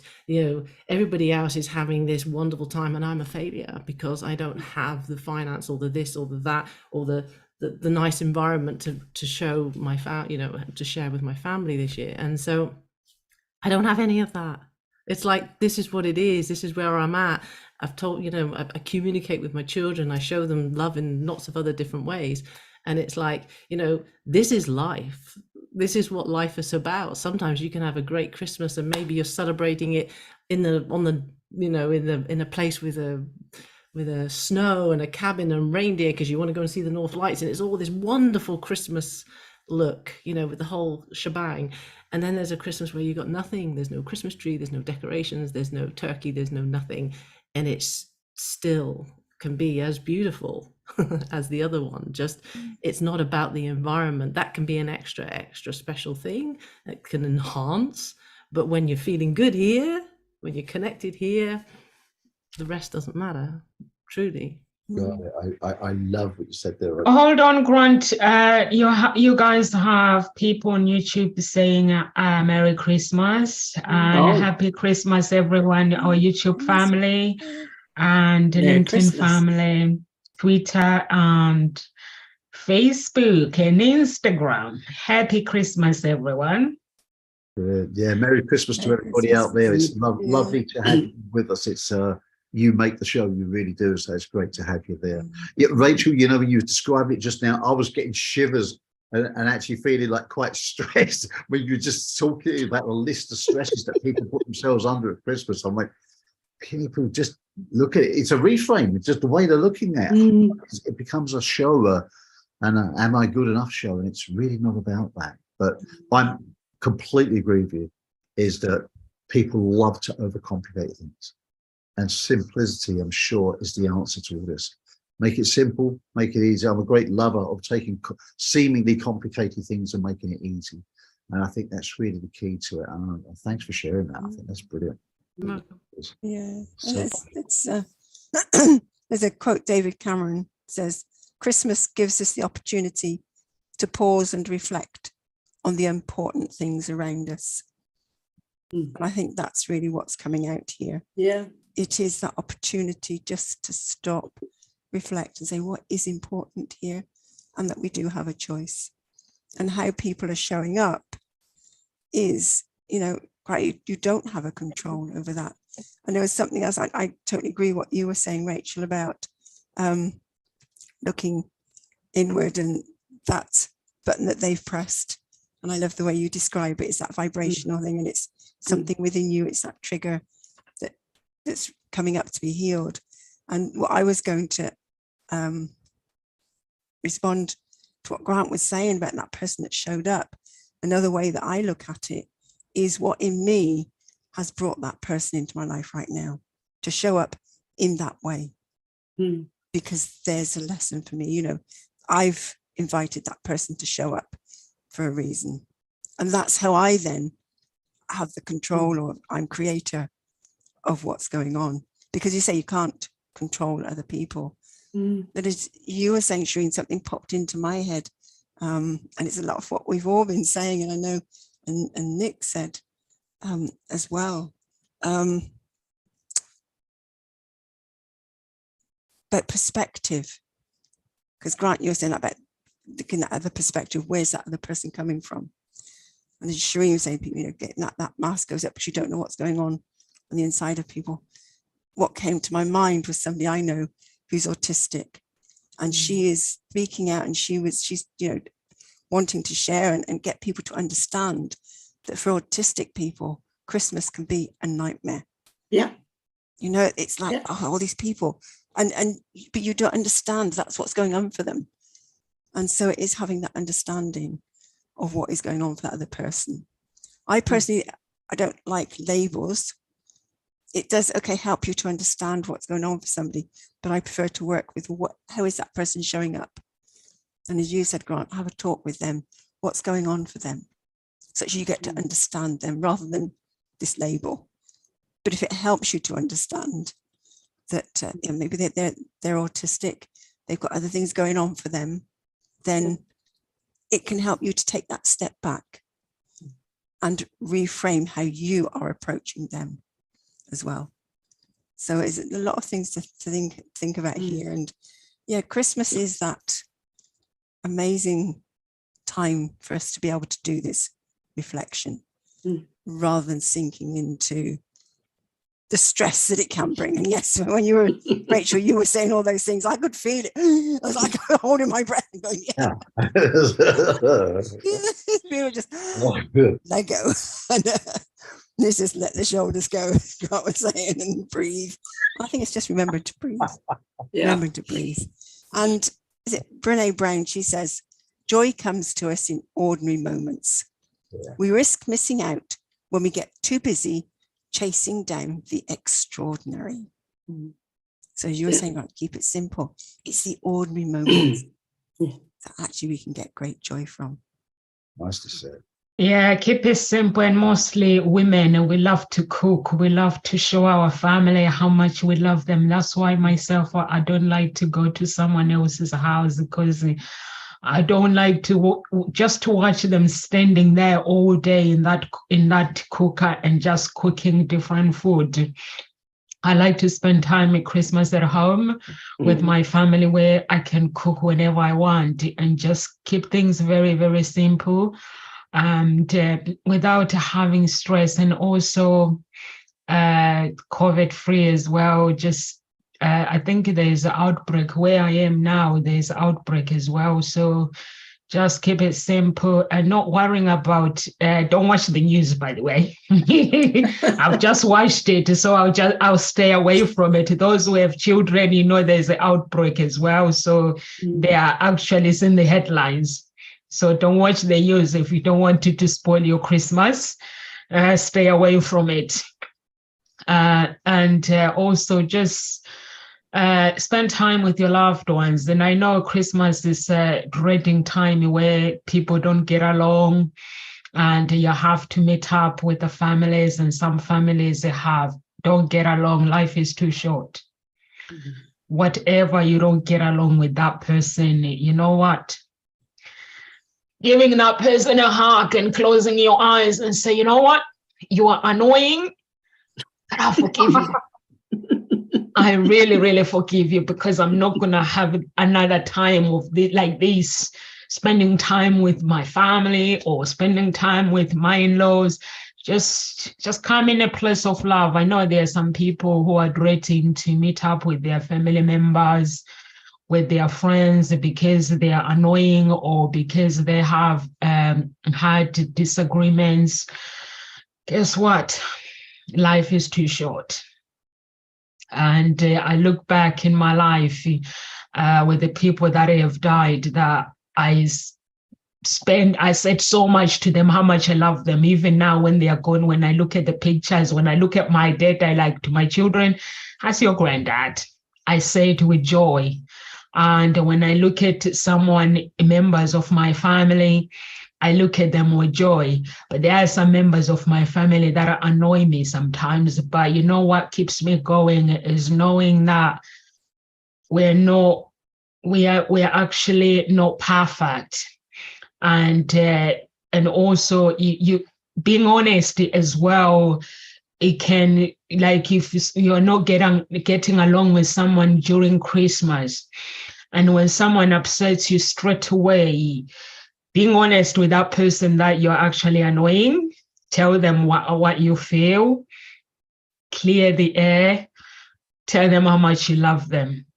When you don't react to somebody and tell them how much they mean to you, and how much you love to have that beautiful relationship with them, because life is too short. Mm-hmm.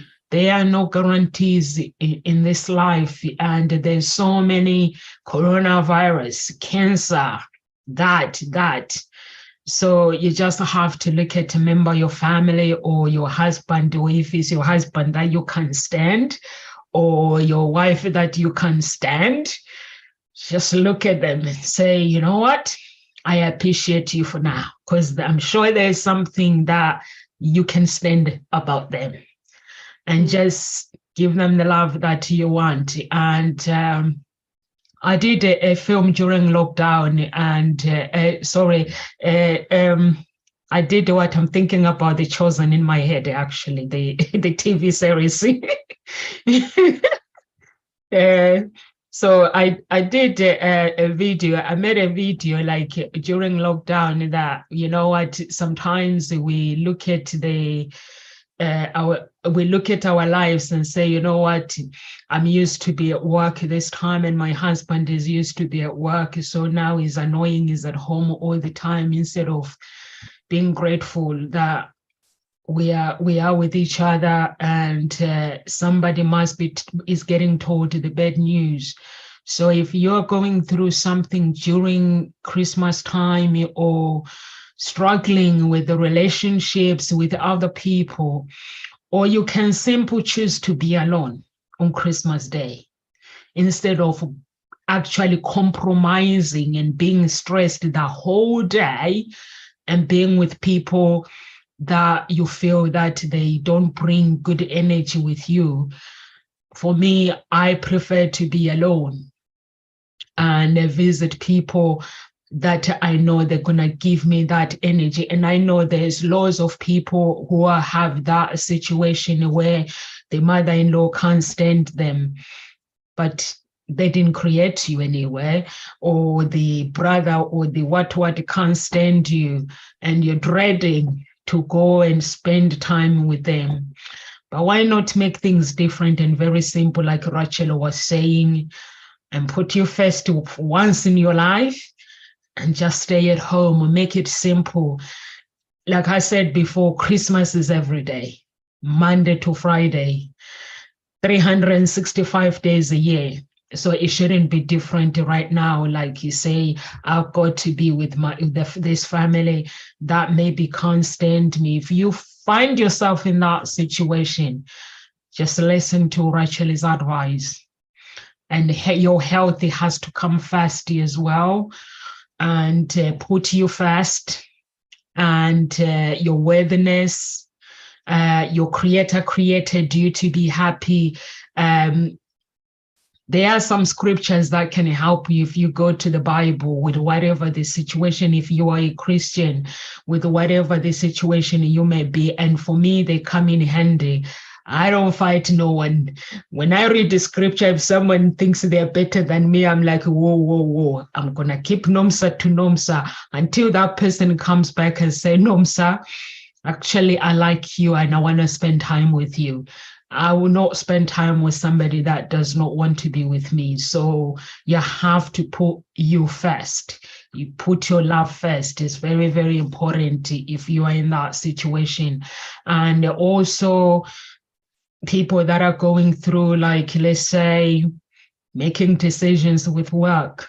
Close your eyes like me, like this. When I make decisions, I just close my eyes and imagine I'm putting a signature to something and I say bye-bye. And I'll say, God, you look after me tomorrow. I have no idea what's going to happen tomorrow when it comes to work. So you don't have to stay. Is it Carol Ann that was talking about, was it Kamal? Everything that you leave behind is a blessing. When divorce is presented to you, it's a blessing. When sickness is presented to you, is a blessing, because it will give you the strength. It will trigger something, that the feelings that you never knew about yourself. Those feelings are the feelings that bring strength, that brings glory, that get creative. Getting creative, it means I'm going to meditate, even if I don't feel like it. And when I go out, I'm going to smile. And when everyone asks you, how are you, Nomsa? I'm going to say it is well, knowing that God is with me. Rachel said everything is within you. So that energy, if you actually ask and cry for healing and cry for whatever you're going through, you connect with that higher energy, whatever your beliefs might be. There will be an energy that will be willing to actually help you with whatever you are going through. Brad? Yes. Did you want me to say? Just say my name, yes. You still there? Yeah, I'm here. What are you doing for Christmas, by the way? I am going to go to my friend's house, because I always enjoy Christmas. I love it. I go to my friend's house, and then I'll go and visit one sister. I'll have a video call with another sister. I will message, some of my people and stuff like that, and I will help cook, and I will just enjoy it. I enjoy it. I watch some TV. We do present exchange, we laugh and joke, and cook and eat. That's it. So it's for me. It's simple. It's I don't as Rachel said, I keep it simple. There's no stresses. There's no strains. I don't expect anything from people, and they don't expect from me. It's very simple. We just enjoy each other's company, and I love Christmas. I tend to hibernate quite a lot during Christmas. It's a time when I put everything down and I'm just relaxing. That's it. What about you, Nomsa? I mean, you've got the family. You want to keep it simple. You like to cook what you like to cook, right? Oh yeah, I'm gonna spend time with everyone in my family. Just go around and visiting everyone during the holidays. And Christmas Day, I'm gonna go and spend time with my father-in-law. Just hang out with him in a hospital, maybe in the morning, and then come back home. So I love, because we're used to having him. So it's something new having him in a hospital. But also when we go there, Christmas Day is going to get upset, because every day when we go, he gets upset. He doesn't understand why. Is somebody that likes to go for a walk. But in hospital, when your mobile is not good, so people tell you that you can't go for a walk. So he gets confused. Now, but why? So that's what I'm going to do, just spending time with family and just keeping it very, very simple. And my mother-in-law is spending Christmas Day at home, and then my mother-in-law on Boxing Day. And she loves cooking. She's just going to stay there the whole day cooking. And her children, they're mama's girl and mama's boys. So this one loves this food. She makes all the specials for individual of them, making sure they are happy. And whatever we like, the grandchildren, everyone is going to have this, is going to have that. So that's why I'm saying I love keeping it simple. Yeah. I love keeping it simple. But my father-in-law, he complains because Martin has a stepdad as well. So he complains, it's like the stress is too much. So he gets told off and go and sit down with the boys. Because he doesn't understand why she's standing all day, and she's like, I want to make sure everyone is happy. And then he's like, but you can sit down for 5 minutes, honey. And she goes, but this one needs to be sorted out. And it's like, you know what, I'm going to sit down, have a beer. What are you doing, Shireen? I'm very curious, by the way. You guys work with me. You know, I'm a very nosy Parker. So what are you doing? Yeah. I'm going up to my partner's mum, who's 97. One of the most extraordinary women I know, is definitely the matriarch of the family. But I honestly, she's still driving a car. She still reads the newspaper. She is absolutely amazing. She's amazing. And she's a safer driver than I think a lot of young people. I'm going to be really that's honest. amazing. She never had an accident. So she is pretty brilliant. And so yeah, she's getting a little older now. But yeah, it's going to be a nice Christmas. There's going to be only one sister there, not the other sister that would normally be all of us together. But the other sister's been ill, so we're not going to be seeing them. Yeah. So yeah, it's going to be really nice. It's very low key, very low key. All of us are. Are you going to be cooking, or your mother-in-law will be cooking? We're going to cook some of the meals. We'll probably might put stuff in the oven for Christmas Day.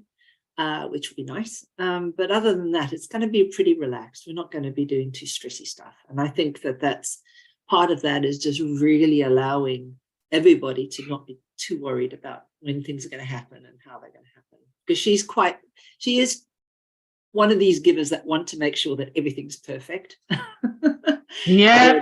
I think they come from that generation of caring. Yeah, not worrying about things, just to make sure everyone is fed and drinking and all stuff. I love the old generation where they didn't have to worry about anything. Honestly, they just go on with life. But But what I is- love is she started doing WhatsApp recently. Oh, really? Oh my God, let me tell you now, because she got tired of seeing us do a mobile phone where we did a WhatsApp call to her nephew last year, her grandchild last year. And so what I got it, she got a phone and she's onto WhatsApp and she's onto everything. So now we've got to get Instagram, because I think this is 97-year-old will be brilliant for people on Instagram. I'm convinced she'll have a following. She is an amazing woman. So yeah, I'm so excited to see them. Yeah. So yeah, and so my partners, we both had COVID, so it's going to be a little bit lower key. And I think one thing that really, talking about self-care, was after the COVID, there was a bit of a reassessment, but more the reassessment was my age reassessment and recognizing that I had kind of let myself slip a little bit, and giving myself really taking on board that I must be my own best friend. And I think for anyone that really wants to change their mindset is really to start thinking about yourself as your best friend and talk to yourself as your best friend. So I was busy sort of going down the hill, and I was doing something which was a little bit different from what I normally do, but I actually was doing a kind of a listening. So I was saying, well, Sherry, as I went down the hill, I would say, well, Sherry, you're telling me that your legs are sore and you're struggling to go downhill. Well, this isn't a problem of age. This is a problem of muscles not being strong enough right now. So what do you think we can do about that? And it was really lovely to do that shifting change where I was having a discussion with myself, with my best friend. And my best friend was giving me listening and coming back to me in a reframe of how she heard it, so that I could hear it differently. And there was this different kind of dialogue that went up. And it was really interesting when I said to myself, at that point, I was also aware of sugar, and I was going, Christmas is a time where we can really eat far too much. And actually, is this really what is helpful for your body? What can you do differently? Of course, you can have a few sweets, but what is it that really you need that's going to help build your energy? And so it was really nice to have that kind of different conversation, which I haven't had, I think, ever before, really. So I was quite amazed at how that shifted a lot of my thinking. So if anyone wants to kind of play with that, that's a really good idea of imagining your best friend here, and just the best friend repeating back what you're saying, not repeating, but actually summarizing. I'm going to use the word summarizing, not just saying, I hear that you mean this. Is this what you mean? So that you're really getting some clarity on that. Yeah, that's lovely. I like that. It's very much similar to the work that I do with Yeah. my clients. And to say that imagine your best friend coming up. In the end, my best friend it looks like me. That all my characters that I have within myself, I party. have, yeah, my internal family that I need to look after, I've got my sort of like my best friend, my coach, which is kind of like a mixed match of my best friend who died from breast cancer, which is where my journey kind of like also really took a leapfrog forwards.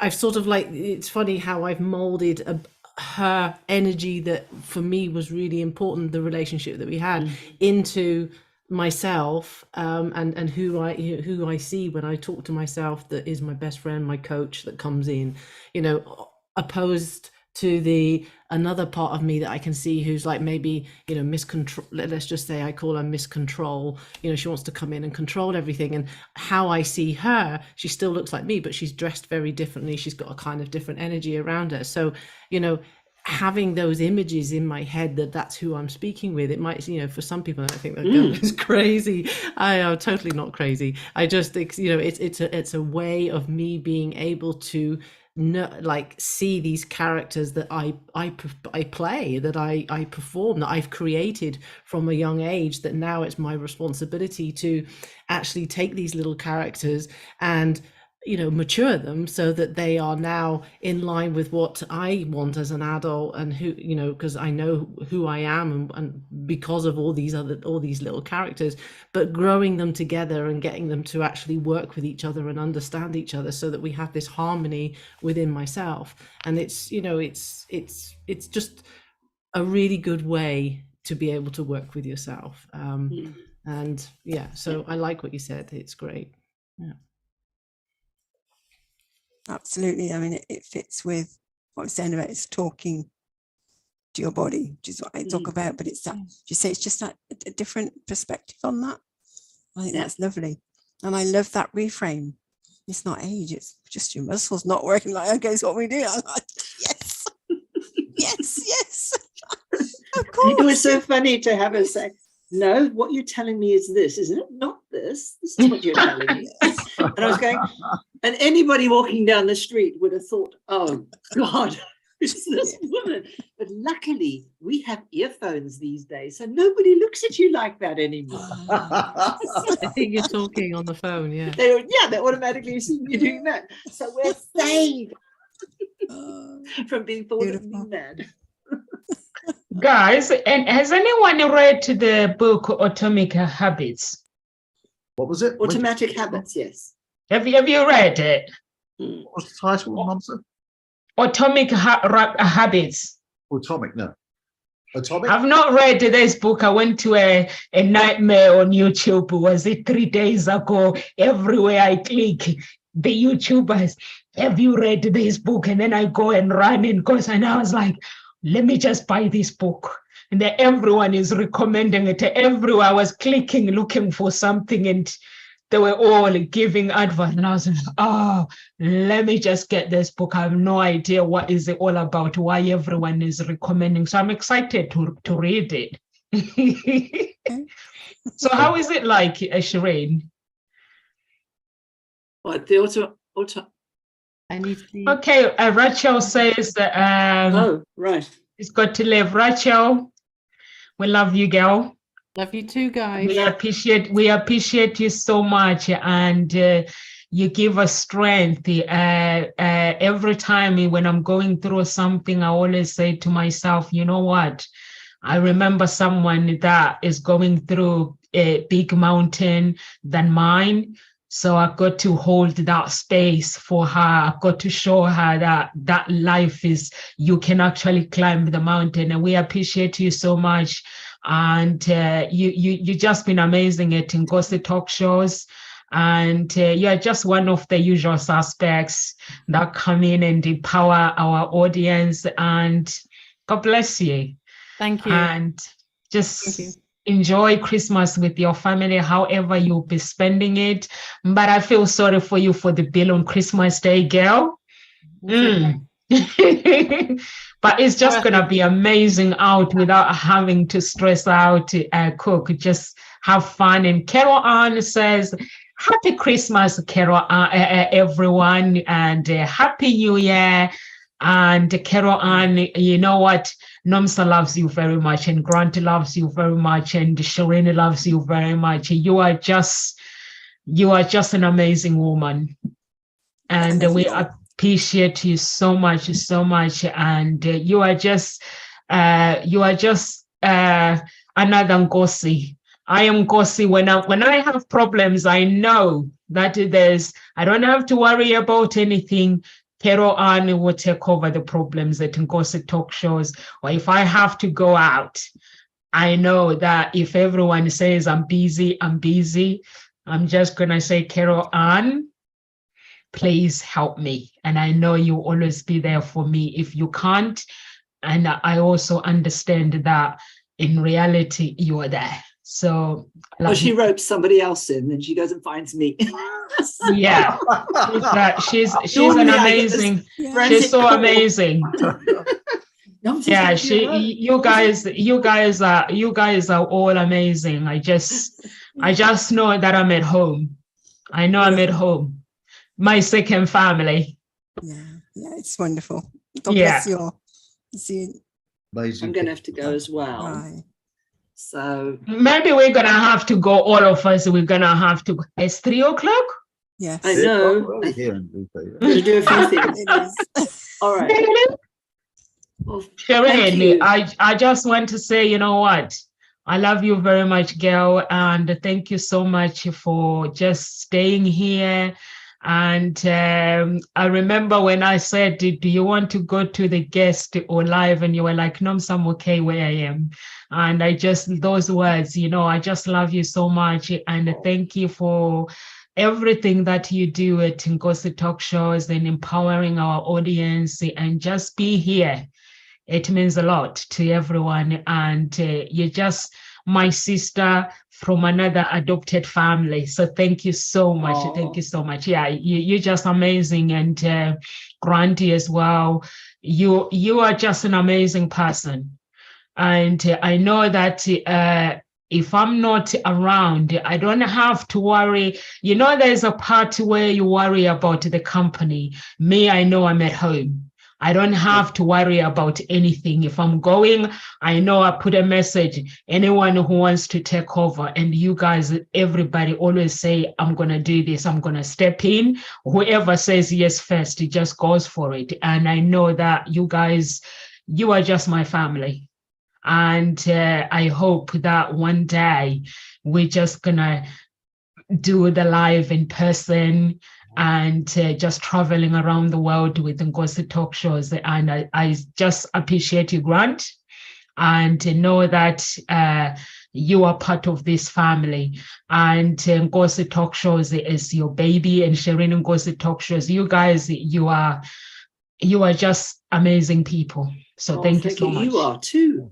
You Yeah. are amazing. Yeah, thank you We so want much. to just also, celebrate you as well, and appreciate your willingness to bring us all into the fold, and your willingness to be here every day and be present. And I think that that's, one of the biggest gifts that you give to us, and your beautiful insight and the sharing and creating the space that allows and holds that presence is really wonderful.